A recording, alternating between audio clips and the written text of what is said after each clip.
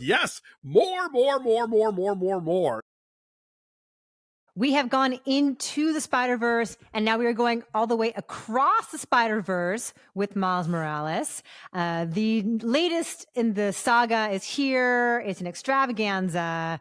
I kind of want to do a spoiler talk at some point because there's so much to talk about. But for now, we have a spoiler-free review for you of Spider-Man Across the Spider-Verse. If you've not subscribed, really now is the time. We are thick in the middle of all the big summer movies, all the blockbusters, all the cool little art house movies that you don't hear about really anywhere else. So we'd love to have you join us here in our little community. Hit subscribe and hang out with us. Alonso, what is Across the Spider-Verse about? Welcome to Spider Society. I'm Spider-Man.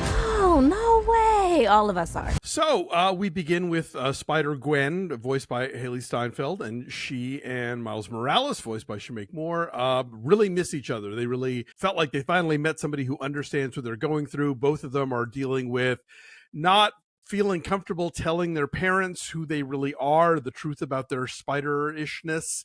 Happy Pride, everybody. And then one day when Gwen is chasing the Vulture, she's like, wait, this isn't my Vulture. Who is this guy? And then Spider-Man 2099 and Spider-Woman show up, and it turns out, oops, in the previous movie, when they shut down the Kingpin's collider, it didn't entirely seal up all of the holes in the multiverse. And so people are still kind of gooping out from dimension to dimension. It's very complicated.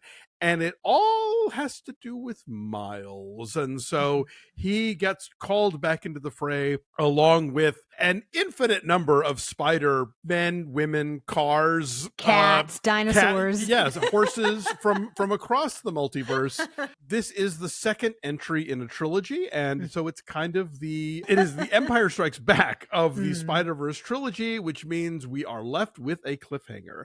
And between now and then, but by the time you get to that cliffhanger, you will have been visually and audibly barraged with all of the crazy stuff that these movies deliver, the multitude of animation styles, the edits, the exciting action, the Lord and Miller of it all. And so I loved it. To me, this felt like not just a great follow-up to the previous Spider-Verse movie, but coming now off of the high of Everything Everywhere All at Once and RRR. This just felt like, yes, more, you know, and I had a great time with it. I did too. I was totally dazzled, and I love the first one so much. And I kept hearing folks saying, like, this one's better. I was like, how? Like, how could you top that? That was so invigorating and so original and just such a total blast. But they really have in every way. And yes, it is more, and it is longer. But I feel like it earns that running time. Sure. Because it does give all these different scenarios room to breathe.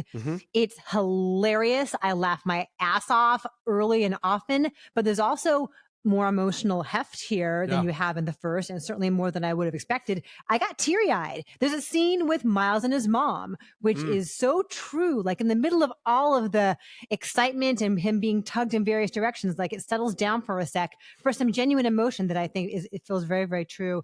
I was just overwhelmed in the best possible ways. Like it was like firecrackers going off in my head over and over again, you know, like with every new texture and animation style.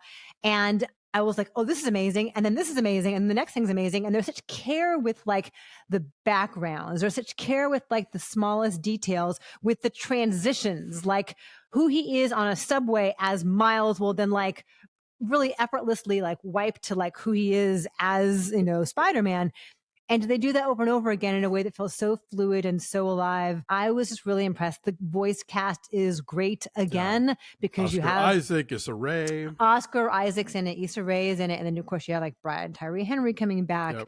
A lot of people that there are things I don't want to say, but I will just say that I was very impressed with this film's ability to be completely crammed with Easter eggs, right? Like the tiniest little things in the margins, and you cannot possibly catch it all the first time through. You can't catch it all the second time through, I don't think. But the way that they do that, They give the fans what they want while also exploring the nature of fandom, while also Yes. exploring the nature of canon and like Yes. why people feel like their superheroes have to go through a prescribed series of steps in order for things to Absolutely. be true or authentic. Like, I love the way they poke holes in that idea while also giving the people what they want. Like, they Yeah. thread that needle like expertly. Yeah, no, it is this great sort of meta commentary kind of running through the whole piece. The movie really like calls up the experience of comics reading, not just in the way that like occasionally sound effects will be visible on the screen,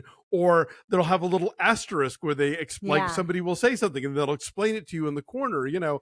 But also, what it reminded me of was if you're a comic book collector and you grab a bunch of comics featuring the same character that have been published over the course of decades, and you just throw them down on the floor and you start reading them, and maybe not even reading them in order, like you will see so many different iterations of Spider-Man, so many different ways to tell not just Peter Parker's story, but all the sort of different offshoots and stuff. But at the end of the experience, you still feel like there are certain truths to that character that carry throughout.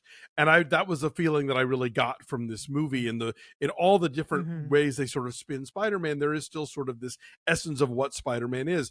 And at the same time, as you point out, this notion that like we're forcing Spider-Man to constantly go through the same hoop over and over again. And what happens if we don't? Yeah.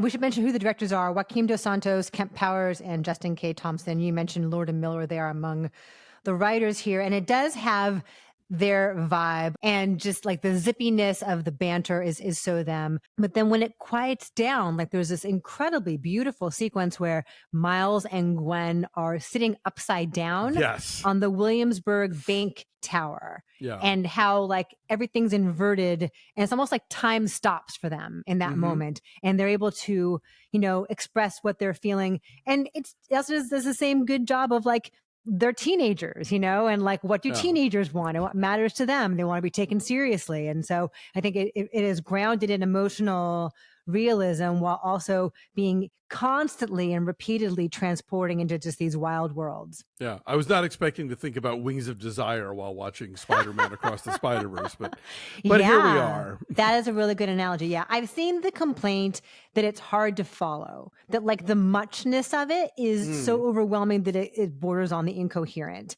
And I found that kind of exciting. Like I'm having to catch up with it constantly. And like, okay, what was that? Like that was, it's like you got to pay attention because I mean, there's a lot going on. Are there things in the frame that I did not catch the first time? Absolutely. Of course. But is there a linear plot that I could follow? Totally, you know. And in the action sequences, you can also follow all of that too. Absolutely. Like where they are zipping from one place to the next, and those are all thrilling. Absolutely. I mean, yeah, they're pushing it to the limit. Like Dave and I recently watched Ziga Vertov's Man with a Movie Camera because we neither of us had ever seen it. And it was in the top 10 of the Sight and Sound thing. And when that movie came out, reviews were like, you know, the eye can only take in so much at certain speeds, you know. And he was really testing that. And this movie, I think, really tests that too. But I felt like I got what I needed to get to sort of follow the story of what's going on. And, you know, let's face it, each subsequent generation is always speeding that clock up. You know, whether you grew up on Sesame Street or you grew up on MTV or you grew up on video games, like our human brains are constantly taking in all this stuff at a much faster clip. And this is just where we are now. Yeah. Well, I kind of loved it. So what's your number? I'd say it's an 8.9.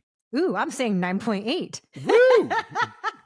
I really, really loved it. Like the fact that it is better than the original to me is just mind-boggling. Yeah, no, I think the first one they really kind of realized, oh, we can do this and we can play around with this. Let's play around with it more, you know. So yeah, it's exciting to watch.